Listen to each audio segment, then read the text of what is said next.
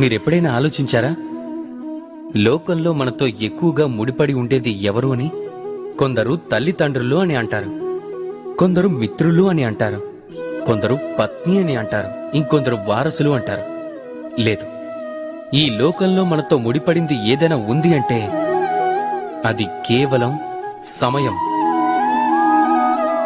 సమయమే మన గతం, సమయమే మన వర్తమానం, అలాగే సమయమే మన భవిష్యత్తు. కానీ మనం ఏం చేస్తూ ఉంటాం? మనతో ముడిపడి ఉన్న సమయాన్ని, ఎంతో అమూల్యమైన సమయాన్ని మనం వృధా చేస్తూ ఉంటాం. కొందరు భవిష్యత్తు గురించిన తీపి కలల్లో తేలుతారు, మరికొందరు గడిచిన కాలంలో మునుగుతుంటారు. కానీ ఒక్కసారి ఆలోచించండి, గడిచిన కాలం మీరు ఆలోచించటం వల్ల అనుమాత్రమైనా మారదు. అలా అని భవిష్యత్తు గురించి మీరు ఎక్కువగా ఆలోచిస్తూ ఉండిపోయి మీ వర్తమానాన్ని వృధా చేస్తూ ఉంటే అప్పుడు మీ భవిష్యత్తు కూడా గడిచిన కాలంగానే మారుతుంది. అందుకే ఈ రోజు గురించి మాత్రమే ఆలోచించండి, దాన్ని ఉన్నతంగా మార్చుకోండి.